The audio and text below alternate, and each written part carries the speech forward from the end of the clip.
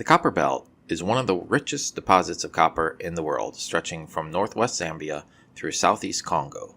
In Zambia, copper mines are a principal source of employment. Workers from all parts of the country, as well as neighboring nations, flock to the Copper Belt looking for jobs in the mines in the hope of improving their living conditions. In 2012, Albert Mwanaumo greets us in a mellow voice and with easy laughter as he welcomes us into his house near Chambishi in the Copperbelt province of Zambia. Chambishi, the town where Albert has lived and worked for the last 15 years, is a special economic zone, a region exempt from taxes and tariffs. Chambishi's designation as an SEZ allows Chinese-owned mining operations to function at low cost, and in return, China invests heavily in Zambian infrastructure. Though Chinese investment has brought jobs to the region, it has also led to popular resentment across Zambia. Albert lives in a modest clay home with his wife Grace on the edge of a densely packed neighborhood of improvised homes. The oldest two of their 5 children have moved out and started lives on their own, but Albert still struggles to support the other 3. Their house has 4 small rooms with doorways closed off by long blue curtains. 2 of the rooms are used as bedrooms, one as a kitchen, and another as a living room. There is very little furniture in the house, and the kitchen has no stove, but it does have a traditional brazier that Grace uses to prepare meals. We are invited to sit on one of their old gray sofas covered in white and yellow blankets. Albert insists on beginning our interview with a prayer because he believes God must always be called on when people meet. Albert then tells us of his work as a copper miner with a Chinese-owned mining operation, the dangers of the work, and the difficulty of addressing worker grievances with foreign ownership. I was born in 1972 and brought up by my parents in a small village called Chililumina in the Lufwanyama district on the Copper Belt. I have 4 sisters and 5 brothers. I am the youngest. When I was a child, my father worked at nearby Mibenge Agricultural Training Center in Chapula as a farmer. My father was one of just a few villagers from Chililumina hired to help cultivate the land owned by the farm. Other villagers cultivated their own land. My mother helped my father there and raised me and my siblings. My parents would get a share of the produce they helped grow, and that was the principal source of our income. I went to school at the Chimoto Basic School, and I stayed there from grade 1 until grade 6. Chimoto was a very good school at the time. It had a blackboard and books for free, but the school was not close to the village. My siblings and I had to walk about 6 miles each way to school. When in grade 6, around 12 or 13, I injured my leg. I had a wound that wouldn't heal properly, and that made it difficult for me to walk all the way to school. I would spend about 3 days of the week out of school, and every time I went back, I was behind in classwork. So I started learning about how to become a farmer from my father. Because I couldn't just stay home and do nothing, I worked on the college farm with my parents growing spinach, cabbages, onion, and tomatoes that we brought to Kalulushi to sell. The college helped us bring the produce to market for free. We'd get rides with our crops in a large van. I was out of school for the next 4 years because the wound on my leg wouldn't heal. I was taken to a nearby hospital to find out what was wrong with my leg. And every time I was admitted to the hospital, the wound would begin to improve. I'd feel much better. But when I went home, it would get worse again. After 4 years, the wound healed only because I started using African herbal medicine in addition to Western medicine. After the wound healed, I continued to help my family at the farm. It was too late to start school again. I was probably around 17 by then. Then, while I was working with my father on the college farm, I got a contract with Anglo-American Mining Company for 6 months as a general worker. I helped the company find copper samples while they were carrying out their exploration. They were interested in setting up a mine in an area near Chapula, the little town where the agricultural college was located. It was interesting work to me. We didn't have a lot of mining activity near my village when I was growing up. I can remember some emerald mines not far away, but most of the people I grew up with worked as farmers, not miners. During the same period, in my village, a man who was like my grandfather. The first thing that my grandfather considered before introducing me to the girl was the behavior of the mother. Her mother was a good woman, and hence the whole family was considered to be decent, especially the girls. It was assumed that she was well groomed and therefore suitable for me to marry. Besides that, I personally had background information about her because we went to the same church, and we would chat when we met. We got married in 1993 in Chapula. My first child was born in 1994, and the second was born in 1996. Together, we've had 5 children, 2 girls and 3 boys. In 1997, I decided to move to Chambishi to look for a job. I moved to Chambishi because I found life in Mwanaumo to be hard. It was difficult to support my family on what I could earn near my hometown. Other than the occasional job, like my work with Anglo-American,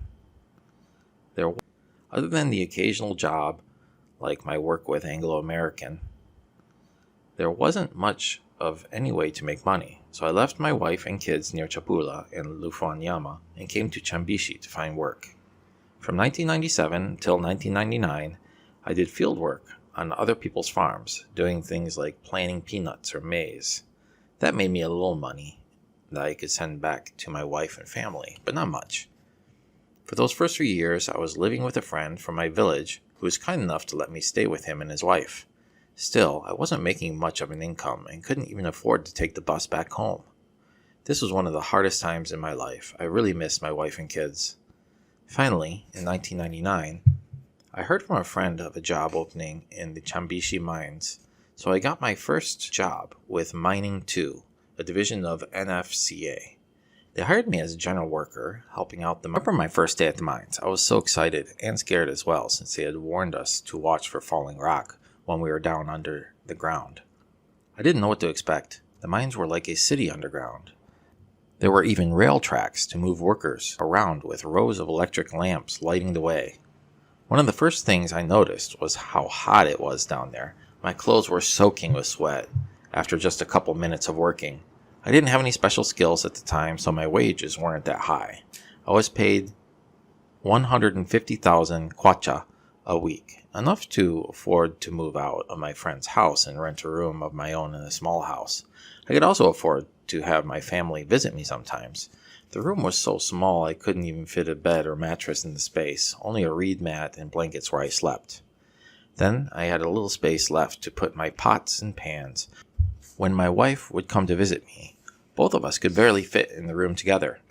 The work was difficult.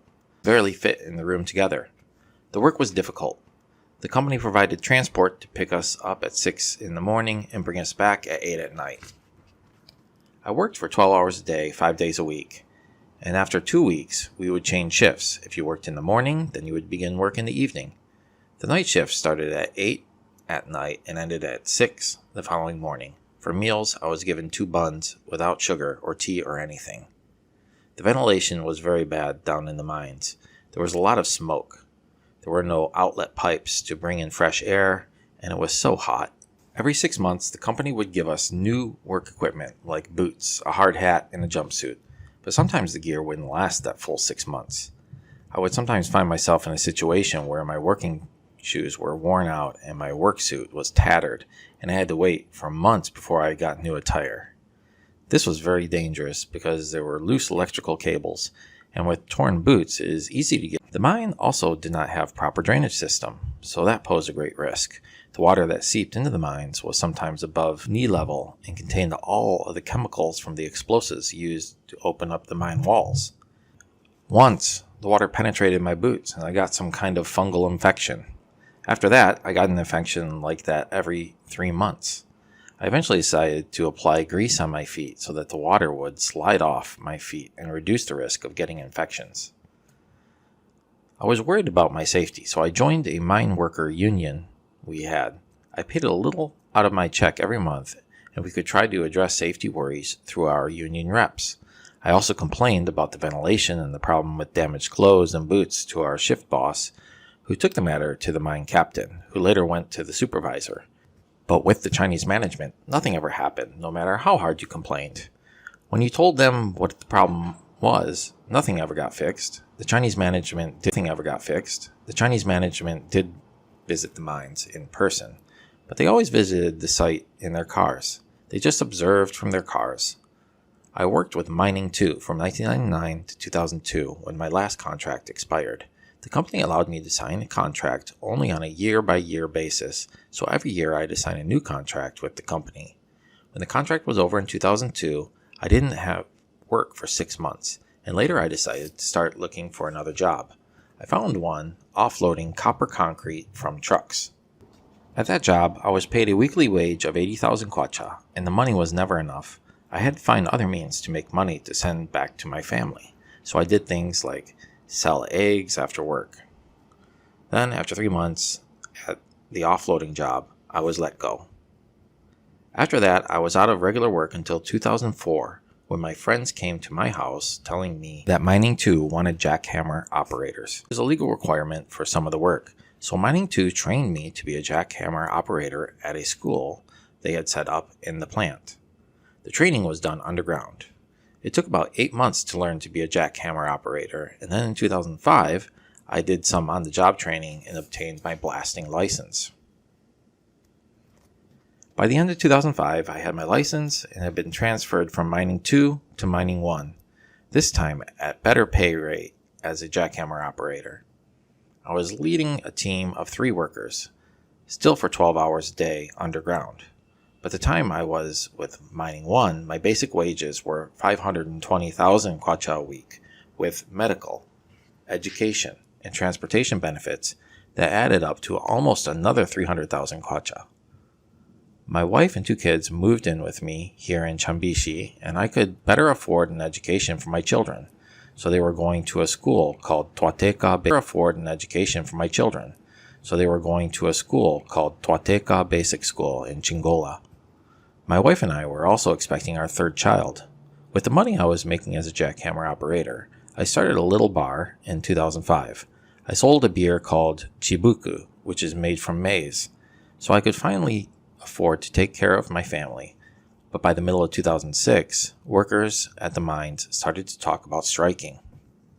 The main reason for the strike was that the company began deducting money from our promised wages without telling us first or explaining why they were doing it. They were charging us a fee without any justification, so we were being paid less than promised, and some workers associated with the union began demanding back pay for the wages they'd been deducted without notice. We were promised that back pay would be delivered to us on July 24, 2006, but when the day came, nobody received the money. The company representatives gave payments was in Lusaka. We thought to ourselves that he was around and was just avoiding coming to the plant. So some of the workers, those involved with the union, they began to call for a strike. I didn't want to get too involved. To me, the point of having a union was that our representative would work things out with management. That's why I paid union dues. So I decided that instead of striking or joining a demonstration at the mine, I'd go to work as normal.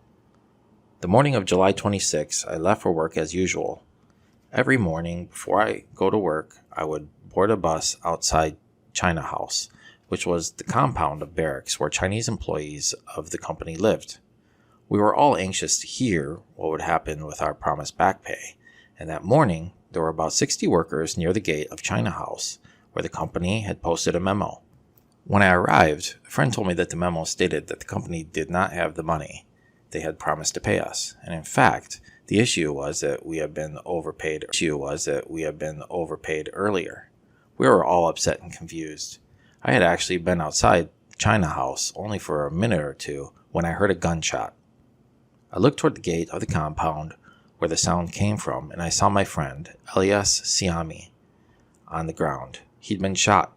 I ran over to him to try to help, but as I hurried toward him, I heard another gunshot go off. After that, I don't remember anything but waking up at the Chambishi clinic. When I woke up, the first thing I noticed was that the clinic was full of journalists from places like Radio Chengelo, Zambia National Broadcasting Corporation, and others who had come to find out what happened. I actually learned some of the details of the incident from reporters who had come to interview me about it. They said there were 5 workers who'd been shot outside China House. 2 bullets were shot at me, and the rest at other miners. two at Moses Mackay, two at John Chisang, and at my friend Elias. Another colleague was only grazed. One more miner, named Edward Katongo, had been shot at the mine itself. While I was learning what happened to me and the others, I still couldn't remember being shot. I didn't know whether I'd lost blood, because I'd been knocked unconscious immediately. When I was transferred to the Wusakile hospital, they wanted to send me to Sinozam Hospital, which was Chinese-run, but there was some concern that protesters who were upset at the shootings were planning on marching on Sinozam and vandalizing it.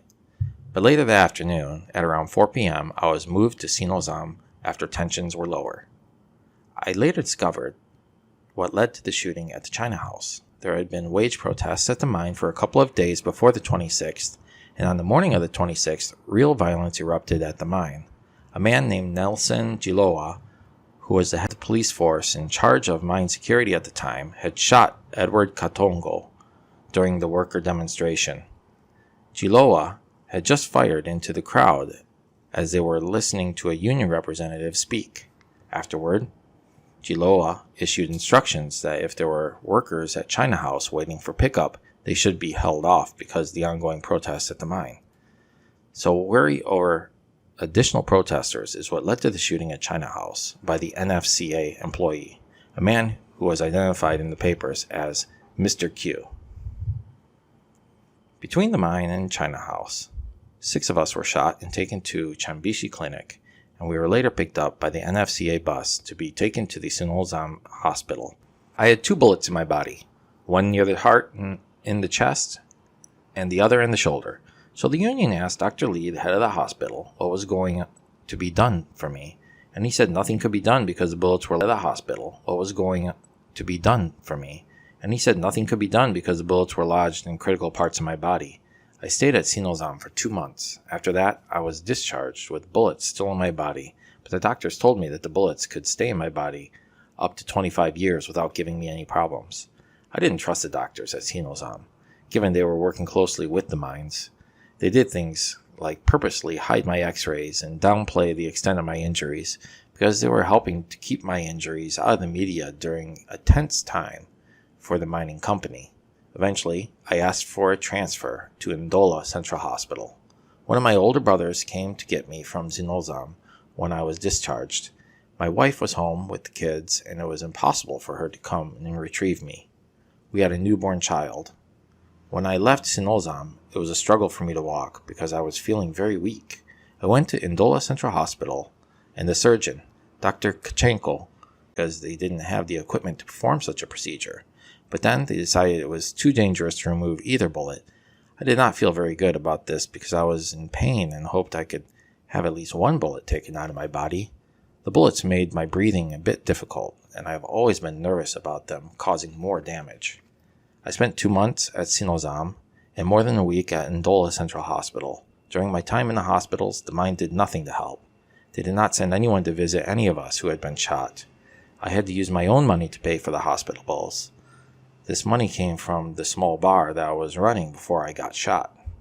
Because of being in the hospital for a long time, I could no longer maintain my bar, and I had to shut it down. So in September, just a little while after I'd left the hospital, I decided to try to go back to work at the mine. I even got a sick note from the hospital. The procedure was that you needed a doctor's note to excuse any time that you were away from work. When I arrived at the gate, I needed a doctor's note to excuse any time that you were away from work. When I arrived at the gate to the mine police there stopped me and told me the moment I was shot, my contract was terminated. Someone from the company had given the guards the message that I was not welcome back.